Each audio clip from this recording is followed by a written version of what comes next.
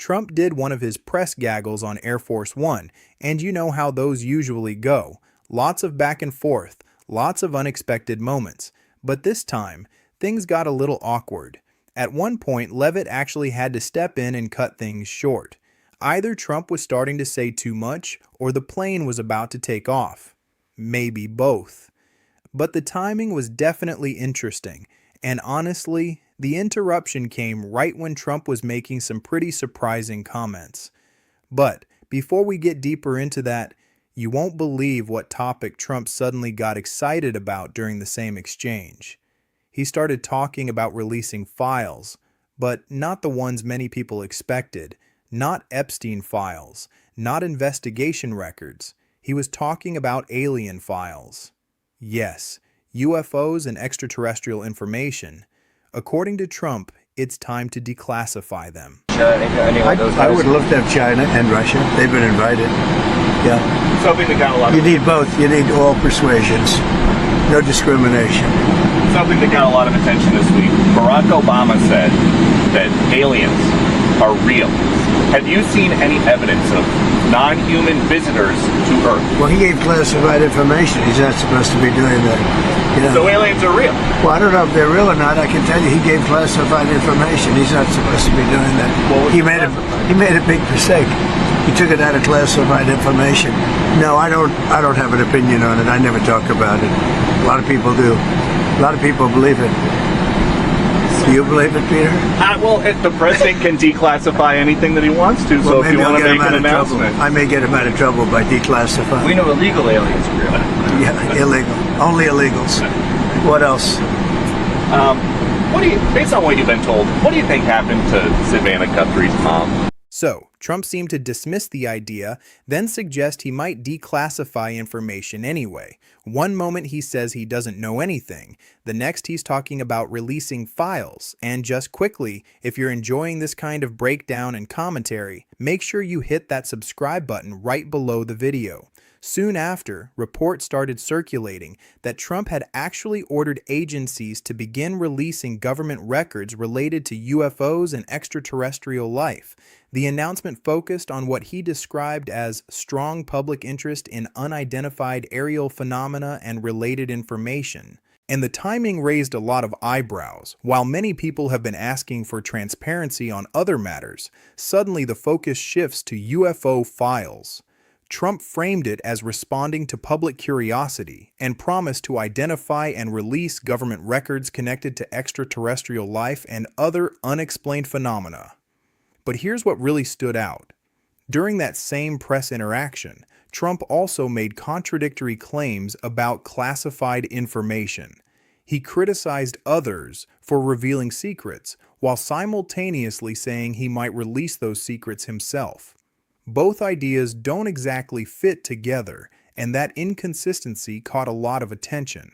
As the conversation continued, things became even more uncomfortable. Trump started commenting on another sensitive case, speaking in a way many felt was insensitive. And that's when the moment happened where Leavitt stepped in and wrapped up the presser. What do you think happened to Savannah Guthrie's mom, Nancy? Boy, it's so crazy. It's so bad. I didn't like when they were talking about the going after the pacemaker and you know, before they even started going after it, they're coming and reporting it. So if in fact they could do it that way, the person would say, well, I'm not going to let that happen, right? So bad things would happen if he not going to let that happen. I can't imagine why they would have done that. And just in terms of strategy, just one little piece, I don't know, but we have to start reporting on other subjects also to see what happens. It's a very sad situation. And with Iran, if the whole point of... I have to take off. I'll come back. Thanks. All right? Yeah, thanks. Or do I have to? Maybe I don't have to. And there you have it. Right in the middle of those remarks, Leavitt steps in and ends the session. Trump literally says the conversation should move on to other subjects, and almost immediately the press event gets shut down. Then the conversation returned to Prince Andrew and the Epstein connection, and the exchange continued. That was not a good one, Peter. What do you think? I got a question about something big overseas today. The former Prince Andrew arrested by the police there, related to something with Jeffrey Epstein. Do you think people in this country at some point, associates of Jeffrey Epstein will wind up in handcuffs too. Well, I'm the expert in a way because I've been totally exonerated. That's very nice. So I can actually speak about it very nicely. I think it's a shame. I think it's very sad. I think it's so bad for the royal family. It's a very, very sad. To me, it's a very sad thing. When I see that, it's a very sad thing to see it and to see what's going on with his brother, who's obviously coming to our country very soon, and he's a fantastic man, the king. So I think it's a very sad thing. It's really interesting because nobody used to speak about Epstein when he was alive, but now they speak. But I'm the one that can talk about it because I've been totally exonerated. I did nothing. In fact, the opposite. He was against me. He was fighting me in the election, which I just found out from the last 3 million pages of documents.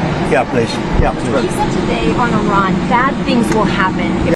So Trump describes himself as completely exonerated and focuses heavily on that claim. But critics argue that allegations, investigations, and public questions are very different from full legal clearance. There's a big difference between no conviction and total exoneration, and that distinction continues to fuel debate. Then we heard a defense of Trump's actions from Dana, who argued that the president was simply responding to public demand for transparency. Well, this is a president, Dana, who listens to the American people. When the American people wanted more information on the MLK files, on JFK, on Jeffrey Epstein, this president said, let's release all of that. Let's give it to the American people. And I think he's listening to the American people here once again. There has been curiosity for decades about whether or not, UFOs exist, what the American government knows. And so I think at this point, President Trump is saying, you know what, let's let the American people see what we know. And I think that's a really important thing. This is the most transparent president in American history. There is no doubt about it. You never have to wonder what this president is thinking. He's also been very forthright with things like all of these files that previous presidents never would have said, let's release them. And I think this is probably along the same vein. So supporters frame the move as transparency, saying Trump is simply giving people information they've wanted for years. Critics, however, question the timing and whether the focus on UFOs distracts from other controversies. And that's really the bigger picture here. Every time something dramatic happens, something even more unexpected seems to follow, whether it's sudden policy announcements, surprising press moments, or dramatic claims during public appearances. It almost feels like a reality show at times. But the key thing to remember is this isn't entertainment. These are real political events with real consequences. The decisions, statements, and controversies we're watching play out affect real people and real policies. So what did you think about this entire exchange? Let me know your thoughts below, and don't forget to subscribe for more updates like this.